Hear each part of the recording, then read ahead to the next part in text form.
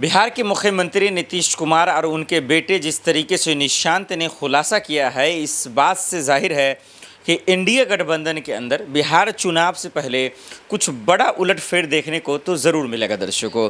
क्योंकि जो सर्वे आ रहे हैं और बिहार की जनता जो अपने फैसले सुना रही है, कहीं ना कहीं इस बार यानी 2025 का जो बिहार विधानसभा चुनाव है वो मुसीबत भरा तो है, चुनौती भरा ज़रूर है नीतीश कुमार के लिए।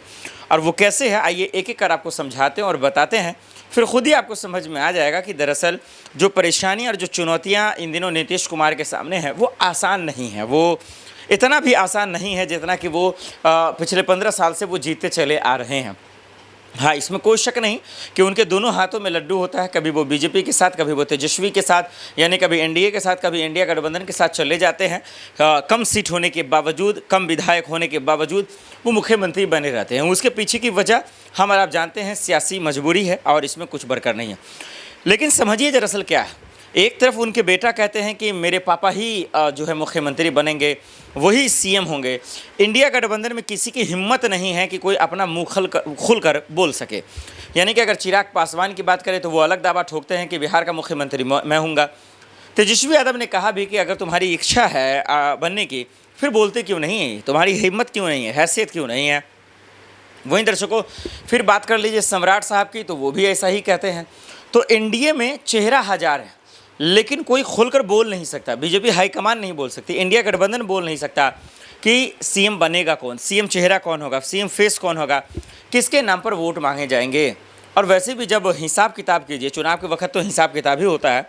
मुझे नहीं लगता कि एनडीए का कोई भी नेता, कोई भी मंत्री, कोई भी कार्यकर्ता ये बता सकता है, ये दावा ठोक सकता है कि हमने इन सालों में इतने काम किया और इतने बेहतरीन तरीके से काम हुआ। आज भी बिहार के हालात वही हैं, शिक्षा व्यवस्था भी वही उतना ही गढ़ में पहुंचा हुआ है, अस्पताल के हालात वैसे के तैसे हैं, जस का तस है।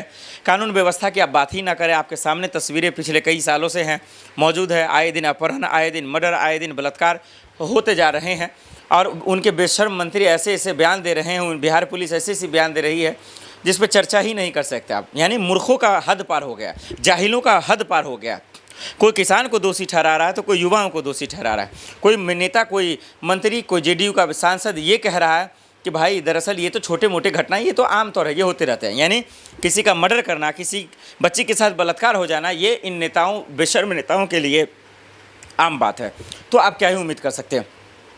तो दर्शकों ये तमाम ऐसी चुनौतियाँ हैं जिसको एक पॉजिटिव वे में भले ही गोदी मीडिया नैरेटिव सेट कर दे, लेकिन नीतीश कुमार कैसे लोगों के दिल में जगह बनाएंगे, वो नैरेटिव कैसे सेट करेंगे, ये उनके लिए मुश्किल भरा है। एक सीएम फेस जो इंडिया गठबंधन में कोई भी हो सकता है।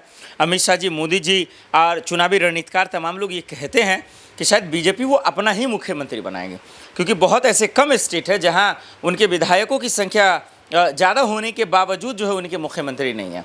ये बीजेपी पहली बार ऐसा की है। बीजेपी हो सकता है उनकी मजबूरी हो बिहार में या कुछ भी, तो नीतीश कुमार अपने दम पे लड़ नहीं सकते, उनकी औकात नहीं, उनकी हैसियत रही नहीं कि अकेले वो अपने दम पर सरकार बना सके। और वो बहुत कम टाइम पे सरकार बनाई, या तो कभी इंडिया गठबंधन के साथ सरकार बनाई या एनडीए के साथ सरकार बनाई। तो इस लिहाज से नीतीश का भी वर्चस्व वो नहीं है और अपने बेटे को आगे ला रहे हैं, बोलने का लूर नहीं है। वही वाली हाल हो रही है कि जी उनकी क्वालिफिकेशन क्या है, क्या उनका स्किल्स है, किस बेस पे नेता चुना जाता है। मतलब मैं पढ़े लिखे की बात नहीं कर रहा, बहुत सारे ऐसे बच्चे काबिल नहीं हैं लेकिन उनको बीसीसीआई और एआईसीसी का कहाँ कहाँ पद दिया जा रहा है वो तो आप देख ही रहे हैं केंद्र में। तो सवाल ये है, जो जिस लायक है, जिसके पास जो स्किल है, वो कम से कम जो है उनको मिलना चाहिए। तो नीतीश कुमार के लिए चुनौती है। वही इंडिया गठबंधन की जीत के आसार ज़्यादा क्यों हैं, आइए अब हम आपको समझाते हैं। तेजस्वी यादव मुख्यमंत्री बन रहे हैं 2025 बिहार विधानसभा चुनाव के। उसके लिए एक फॉर्मूला, एक स्ट्रेटजी, एक प्लान, एक रणनीति तैयार हुई है जो इंडिया गठबंधन ने तैयार कर ली है। और अगर ये फॉर्मूला कामयाब होता है, अगर ये रणनीति कामयाब हो जाता है, तो फिर नीतीश कुमार, अमित शाह जी, मोदी जी के लिए एक मुँह पर तमाचा हो जाएगा, इंडिया सरकार के मुँह पर तमाचा हो जाएगा कि आपने पूरा दमखम लगाया। डबल इंजन की सरकार थी, आपने एक से बढ़कर एक घोषणा की। चुनाव के वक्त आपने जो है 400 को 1100 में तब्दील कर दिया, बिजली फ्री कर दिया 125 यूनिट। इसके बावजूद अगर आप नहीं जीत रहे हैं सर्वे में भी, तो ये कहीं ना कहीं जो है दुखद भरा है। यानी कि आपकी रणनीति फेल है, आपका स्ट्रेटजी फेल है, आपका तमाम चीज़ें फेल है, आपका हाईकमान फेल है। वो इसलिए आप दर्शकों याद कीजिए यूपी का लोकसभा चुनाव, आप याद कीजिए ज़रा ध्यान से कि राहुल गांधी ने कितना दमखम लगाया और इसका पूरा श्रेय, इसका पूरा क्रेडिट, इसका पूरा जो है राजनीतिक सियासी फ़ायदा अखिलेश यादव को मिला। देखिए, पहली बार इतना सीटें वो लाने में कामयाब हुए, यही वजह है कि लोकसभा में बीजेपी को कम सीटें आई, वो भी यूपी से। ये बहुत बड़ी बात है। और उस वक्त मैं यूपी में ही कवर कर रहा था, रायबरेली, अमेठी, लखनऊ, पूरा तमाम मुरादाबाद, जितने भी लगभग ज़िले हमने कवर करने की कोशिश की और आसार बदलाव देख भी रहे थे। राहुल गांधी का जलवा, उनका लहर, राहुल और अखिलेश का जो जोड़ी है, वो इन दो युवाओं की जोड़ी, योगी बाबा, अखिलेश मोदी जी और अमित शाह जी पे फ़र्क पड़ा, इसमें कोई शक की बात नहीं है। बजाय इसके कि उनकी जब सरकार थी, डबल इंजन की सरकार थी, इसके बावजूद बाबाओं ने भी उनका काम किया, तमाम उद्योगपतियों ने उनके लिए सहारा बना। फिर भी वही रणनीति, वही स्ट्रैटेजी दरअसल इन दिनों बिहार में कामयाब होने जा रही है। और ये ऐसा इंडिया गठबंधन के लोग कह रहे हैं, लालू जी, तेजस्वी जी और जो राजनीतिक विशेषज्ञ हैं वो ऐसा कहते नज़र आ रहे हैं। वो ये भी कह रहे हैं कि अगर असदुद्दीन ओवैसी और प्रशांत किशोर अगर इंडिया गठबंधन में आ जाए या उनको साथ में ले ले, तो फिर कोई माइका लाल इंडिया गठबंधन को जिता नहीं सकता और इंडिया गठबंधन को हरा नहीं सकता। यानी कि तेजस्वी का सीएम बनना तय हो जाएगा, कन्फर्म हो जाएगा। बाकी कन्हैया को कोई भी जिम्मेदारी दे दे। मतलब आसान भाषा में समझिए कि 2025 का जो विधानसभा चुनाव बिहार का है, अगर राहुल गांधी जिस तरीके से दमखम लगा रहा है और उसकी पार्टी लगा रही है, उनका टीम लगा रहा है, पूरी तरीके से ग्राउंड पे उतरा हुआ है, इस लिहाज से ये समझा जाएगा, ये बोला जाएगा और ये समझा जाएगा कि इनका पूरा क्रेडिट, इनका पूरा जो दमखम है, जो सियासी और राजनीतिक फ़ायदा है, वो इंडिया गठबंधन के साथ साथ तेजस्वी यादव को मिलेगा। उनका सीटें बढ़ जाएंगी, सीटों की संख्या, विधायकों की संख्या बढ़ जाएगी और हो सकता है तो अपने दम पर, अपने बहुमत पर भी सरकार बना ले। तो ये रणनीति और प्लान है जो इन दिनों इंडिया गठबंधन इस पर काम कर रहा है। राहुल गांधी, तेजस्वी यादव, तमाम लोग काम कर रहे हैं, लालू यादव जी। लेकिन वहीं अगर आप देखेंगे दो लड़ाइयों के बीच में हो सकता है कि असदुद्दीन ओवैसी अगर ना इंडिया गठबंधन में शामिल हो, तो पिछले बार 5 सीटें ये लाए थे, तो कहीं ना कहीं सीटों का जो फ़र्क है, समीकरण बिगाड़ सकते हैं।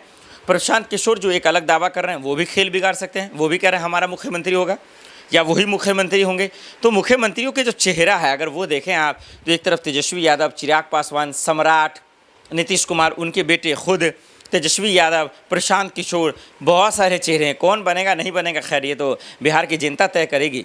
लेकिन मैं सिर्फ यही कहना चाहता हूँ, सीएम चेहरे की लड़ाई, सीएम की लड़ाई और दरअसल जो है सियासत की लड़ाई से दूर हटकर आप मुद्दों की लड़ाई पर ज़्यादा ध्यान दें। बिहार की जनता इस बात पे तवज्जो दें, कानून व्यवस्था लाचार है, पूरी तरीके से घुटने टेक चुकी है, महंगाई है, बेरोजगारी है और जो आम लोग हैं, जो मिडिल क्लास के लोग हैं, वो कहीं ना कहीं परेशान हैं, अपने आप से बेबस सा महसूस कर रहे हैं।